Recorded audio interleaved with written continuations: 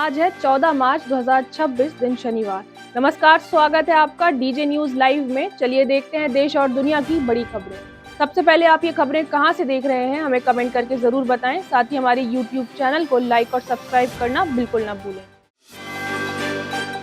PM Modi ने असम में कई बड़ी विकास परियोजनाओं का उद्घाटन और शिलान्यास किया।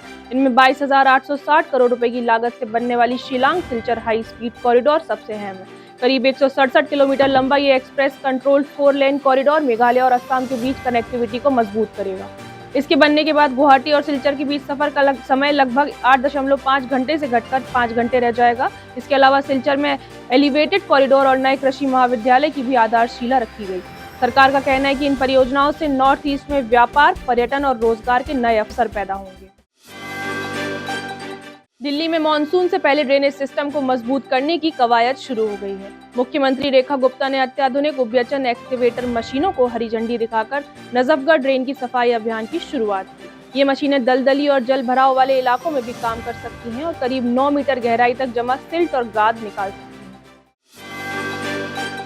मिडिल ईस्ट युद्ध के बीच भारत के कई राज्यों में एलपीजी सिलेंडर की सप्लाई को लेकर परेशानी सामने आ रही है। गैस एजेंसियों के बाहर लंबी कतारें देखी जा रही हैं और लोग घंटों इंतजार कर रहे हैं। सरकार ने साफ किया कि सप्लाई में घबराने की जरूरत नहीं है, लेकिन जमाखोरी और कालाबाजारी के खिलाफ सख्त कार्रवाई की जाएगी। मध्य प्रदेश की राजधानी भोपाल में प्रशासन ने एक बंद पड़ी गैस एजेंसी पर छापा मारकर 2000 से ज्यादा सिलेंडर बरामद किए हैं। इसके अलावा मुंबई, उत्तर प्रदेश और छत्तीसगढ़ में भी कई जगह छापेमारी कर सैकड़ों सिलेंडर जब्त किए गए हैं।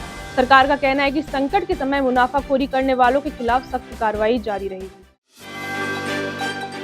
एक बार फिर महाराष्ट्र विधानसभा को बम से उड़ाने की धमकी देने वाला ईमेल जांच के बाद एक बड़े साइबर साजिश की ओर इशारा कर रहा है। धमकी भरा मेल विधानसभा के आधिकारिक ईमेल पर भेजा गया था, जिससे बजट सत्र के दौरान सुरक्षा एजेंसियों में हड़कंप मच गया।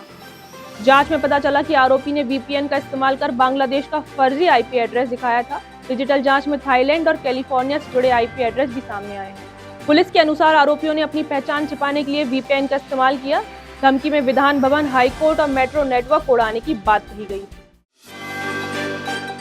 मध्य एशिया में पाकिस्तान और अफगानिस्तान के बीच तनाव तेजी से बढ़ता दिखाई दे रहा है। रिपोर्ट्स के मुताबिक पाकिस्तान की एयरफोर्स में अफगानिस्तान के कई शहरों में एयर स्ट्राइक की। इसके जवाब में अफगानिस्तान ने पाकिस्तान के कई सैन्य ठिकानों को निशाना बनाने का दावा किया है। बताया जा रहा है कि इस्लामाबाद एयरपोर्ट और पेशावर के आसपास ड्रोन हमले किए गए, जिसके बाद कुछ समय के लिए एयरपोर्ट पर उड़ानों को रोक दिया गया। अफगानिस्तान का दावा है कि इन हमलों में पाकिस्तान के कई सैनिक मारे गए और कई सैन्य ठिकाने तबाह हुए। मिडिल ईस्ट में जारी युद्ध के बीच एशिया में भी तनाव बढ़ता नजर आ रहा है। उत्तर कोरिया ने एक संदिग्ध बैलिस्टिक प्रोजेक्टाइल का परीक्षण किया। ये प्रोजेक्टाइल समुद्र में जाकर गिरा, जो जापान के समुद्री क्षेत्र के पास बताया जा रहा है। जापान के कोस्ट गार्ड के अनुसार मिसाइल देश के विशेष आर्थिक क्षेत्र के बाहर गिरी। हालांकि इस परीक्षण से पूरे क्षेत्र में सुरक्षा चिंताएं बढ़ गई। ये लॉन्च ऐसे समय हुआ जब अमेरिका और दक्षिण कोरिया के बीच संयुक्त सैन्य अभ्यास चल रहा है। उत्तर कोरिया लंबे समय से सैन्य अभ्यासों का विरोध करता आ रहा है। मध्य प्रदेश में एलपीजी सिलेंडर की किल्लत अब गंभीर रूप लेती नजर आ रही है। पिछले 5 दिनों से प्रदेश के करीब 50,000 से ज्यादा होटल और रेस्टोरेंट को कमर्शियल सिलेंडर की सप्लाई नहीं मिल पाई है। भोपाल के गांधी मेडिकल कॉलेज में रेसिडेंट डॉक्टरों ने चेतावनी दी है कि अगर जल्द गैस सप्लाई बहाल नहीं हुई तो हॉस्टल और कैंटीन बंद हो सकते हैं और उन्हें खाली पेट ड्यूटी करनी पड़ सकती है। वहीं रायसेन में लोगों ने खाली सिलेंडर सड़क पर रखकर सागर रोड पर चक्का जाम कर दिया। उत्तर प्रदेश के कई जिलों में गैस सिलेंडर को लेकर अफरा तफरी का माहौल है। सिद्धार्थनगर में लोग रात से ही गैस एजेंसी के बाहर बैठकर नंबर का इंतजार करते रहे, लेकिन सुबह तक सिलेंडर नहीं मिला। कानपुर में सिलेंडर लेने को लेकर हंगामा हो गया, जहां एक युवती ने एजेंसी कर्मचारी पर थप्पड़ मारने का आरोप लगाया। वहीं कुशीनगर में करीब 500 लोग खाली सिलेंडर लेकर एजेंसी के बाहर जमा हो गए और ये संख्या घटने का नाम नहीं ले रही है। हरियाणा में गैस संकट की तस्वीरें चौंकाने वाली है। फतेहाबाद के टोहाना में एजेंसी का गेट खुलते ही लोग लाइन में लगने के लिए करीब 200 मीटर तक दौड़ते नजर आए। हिसार और पानीपत में कमर्शियल गैस की कमी के कारण होटल और ढाबा संचालकों ने खाने पीने की चीजों के दाम बढ़ाने के संकेत दिए हैं। कई जगह तो चाय भी 5 रुपए महंगी हो गई।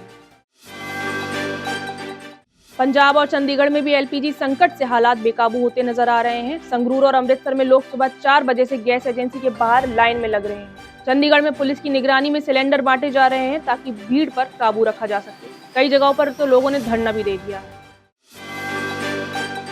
गुजरात सरकार ने एलपीजी संकट के बीच एक अहम फैसला लिया है। जहां सिटी गैस पाइपलाइन नेटवर्क मौजूद है, वहां होटल, रेस्टोरेंट और संस्थानों को उनकी जरूरत के मुताबिक तुरंत पीएनजी गैस कनेक्शन देने का ऐलान किया गया है। सरकार का दावा है कि राज्य में प्राकृतिक गैस की पर्याप्त उपलब्धता है।